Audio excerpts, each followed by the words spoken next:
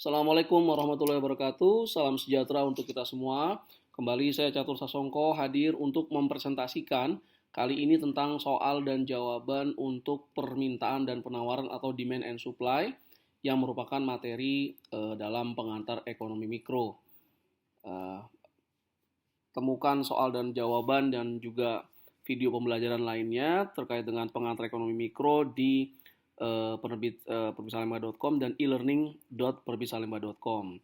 Nah, tiga buku ini bisa dijadikan acuan untuk menjawab soal dan jawaban permintaan penawaran kali ini. Oke, saya mulai. Manakah dari pernyataan berikut ini yang benar? A. Harga di atas harga equilibrium akan menyebabkan terjadinya kekurangan penawaran. B. Harga di atas harga equilibrium akan menyebabkan terjadinya kelebihan permintaan. C. Harga equilibrium dapat berubah karena adanya pergeseran kurva permintaan dan kurva penawaran. D. Harga equilibrium adalah harga saat para konsumen mampu untuk membeli sebanyak yang mereka inginkan.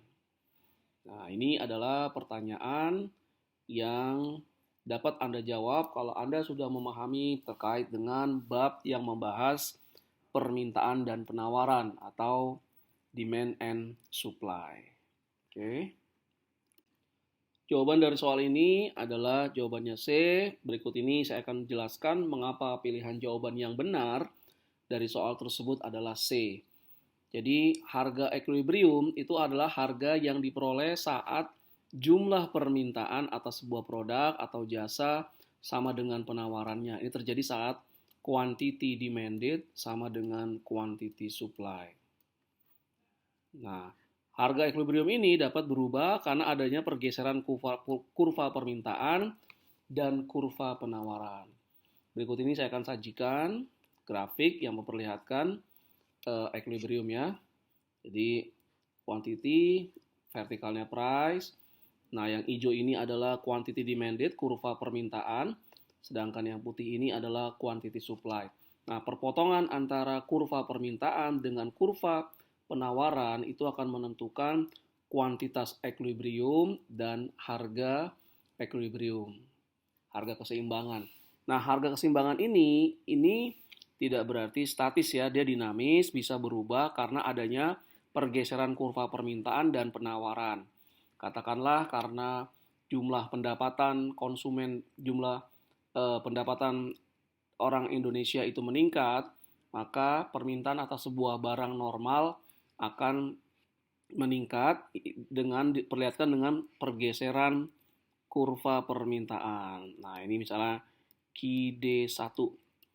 Pergeseran kurva permintaan ke kanan berarti semakin banyak jumlah permintaan, itu menyebabkan harga equilibriumnya berubah dari yang kondisi awal ini menjadi ini ya. Nah, ini harga equilibrium baru P1 misalnya, dan ini adalah kuantitas equilibrium yang baru yang Q1.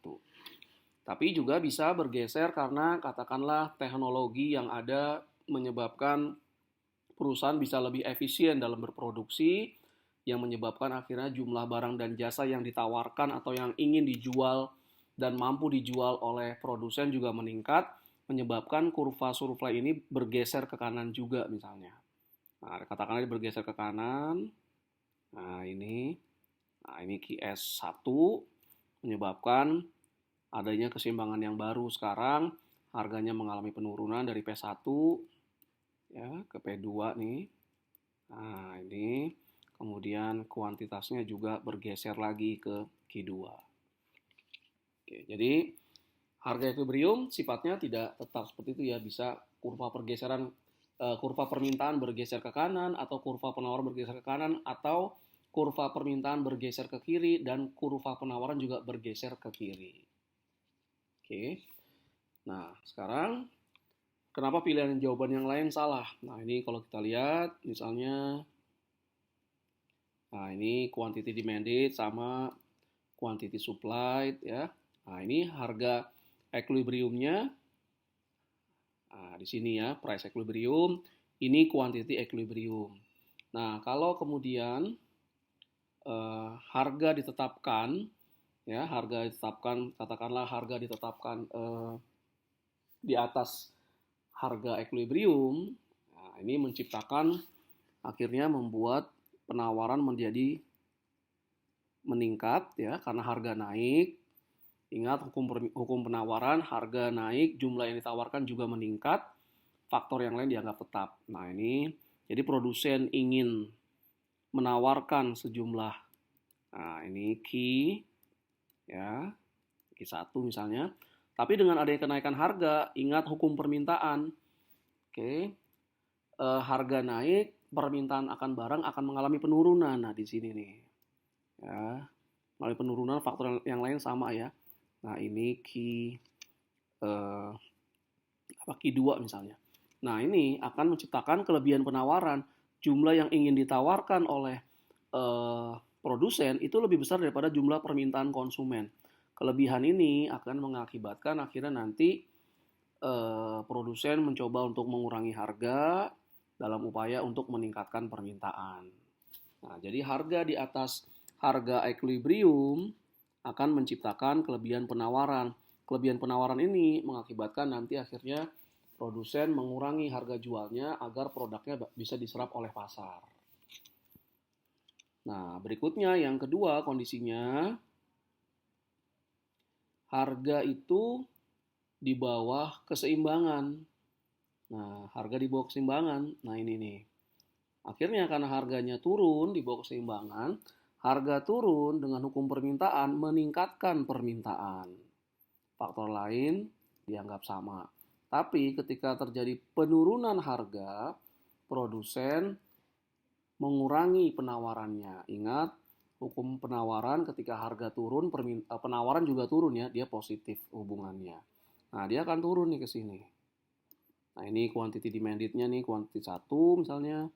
Nah, ini quantity supply-nya nih, quantity 2. Ini akan mengakibatkan menciptakan kekurangan penawaran. Karena jumlah yang ada itu sedikit, akhirnya harganya nanti akan meningkat ke sini. Akan kembali ke equilibrium. Oke.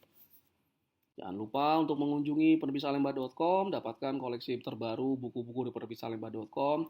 Kemudian silakan kunjungi e-learning penerbitsalemba.com yang berisikan video pembelajaran dan latihan soal, termasuk e-learning pengantar ekonomi mikro. Atau kalau Anda ingin melihat training-training yang diselenggarakan oleh Salemba, silakan kunjungi trainingpenerbitsalemba.com.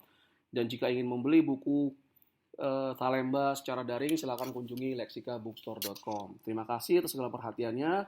Mohon maaf atas berbagai kekurangan. Assalamualaikum warahmatullahi wabarakatuh.